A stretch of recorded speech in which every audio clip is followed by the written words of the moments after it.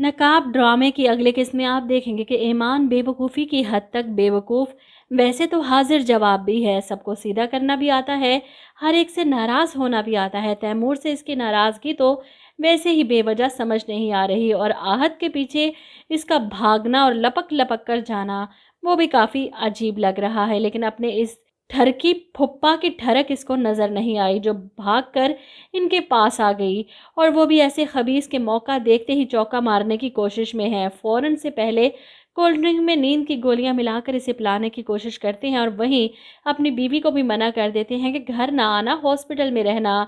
लेकिन यहाँ पर एक बार फिर से इसके हाथ से ईमान निकल जाएगी, जब बिलाल की हाजिर दिमागी ने ईमान को बचाया। वो तैमूर भाई को फ़ोन करता है ये बताने के लिए कि ईमान लियारी गई है और इसके रिश्तेदार कैसे हैं, और वहीं से तैमूर फौरी तौर पर आहत को इसे लेने भेजता है।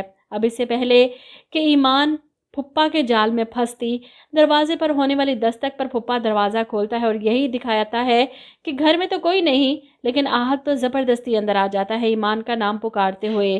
कहाँ हो तुम, चलो घर, तैमूर भाई ने मुझे तुम्हें लेने भेजा है। लेकिन ईमान तो ज़िद में आ चुकी है कि मैं वापस नहीं जाऊंगी। ऐसे में आहत गुस्से से चीखता है कि घर पर सब बहुत परेशान है और तैमूर भाई ने मुझे सख्ती से कहा है कि तुम्हें मैं अपने साथ लेकर आऊं वापस। जिस पर ईमान कहती है कि मैं यहाँ रहने आई हूँ और मैंने अभी यहाँ से नहीं जाना। फूफा तो खुश हो जाता है इसकी बात सुनकर।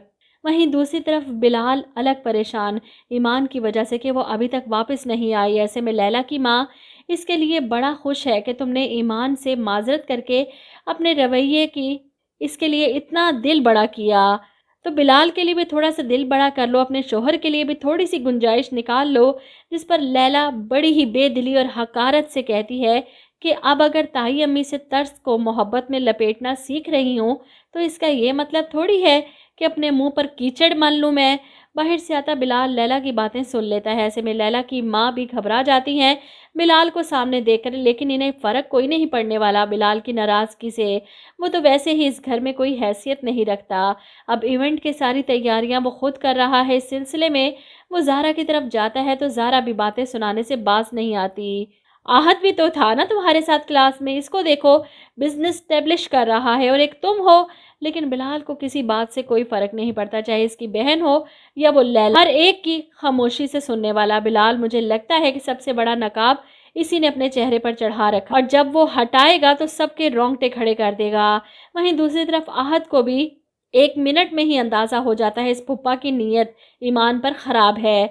वो जिस तरह कोशिश कर रहा है ईमान को यहाँ रोकने की, इस बात पर आहत को शदीद गुस्सा आता है। इसलिए वो ईमान का हाथ पकड़ता है, ज़बरदस्ती इसे गाड़ी में बिठाकर वहाँ से ले जाता है। इधर घर पर पार्टी चल रही है आहत की खुशी में, और आहत अभी तक इस पार्टी में पहुंचा नहीं। इस हुलिये में ईमान को घर ले जा नहीं सकता, इसे ठीक नहीं लग रहा, इसलिए वो इसके लिए मॉल से शॉपिंग करता है और इसे तैयार होने को कहता है। इसीलिए तो घर पहुंचने में देर हो जाती है और तैमूर मुंतज़िर है इसका। ऐसे में ज़हरा जो मुंतज़िर थी लैला को आते देख इससे पूछती है कि ईमान कहाँ है, जिस पर लैला मुस्कुराते हुए कहती है इसे क्या हमारे घर से आना था। ज़हरा परेशान, क्या मतलब, तुमने दोपहर को ईमान को बुलाया था ना अपने पास, कहाँ है वो। लैला तो लाइल्मी का इजहार करती है, मुझे क्या पता वो कहाँ है, तुम्हें पता हो, तुमने और तैमूर ने जिम्मेदारी उठा रखी थी ना इसकी। अब तैमूर को तो पता था ये सब लैला का किया धरा है, क्योंकि बिलाल सब कुछ बता चुका था। इसलिए वो लैला को एक साइड पे ले जाकर इसे बातें सुनाता है कि अगर तुम्हें ईमान से कोई प्रॉब्लम है तो ये तुम्हारी प्रॉब्लम है, लेकिन मेरे लिए ईमान जिम्मेदारी है। लैला के चेहरे का रंग उड़ जाता है कि शायद तैमूर को इस बारे में पता चल चुका कि मैंने ही ईमान को यहाँ से भिजवाया है। ऐसे में आप देखेंगे कि आहत भी आखिरकार ईमान को लेकर घर वापस आ जाता है। अच्छे महंगे कपड़े और मेकअप से ईमान का लुक ही चेंज हो जाता है, जिसे देखकर आहत को भी कुछ होता है कि मुझे तो अंदाज़ा ही नहीं था कि छोटे टाउन से आई हुई लड़की इतनी खूबसूरत भी लग सकती है। और इसी पार्टी में तैमूर को भी एहसास होगा कि ईमान तो वाकई बहुत खूबसूरत है। वो तो ख्वामख्वाह इससे चिढ़ रहा था।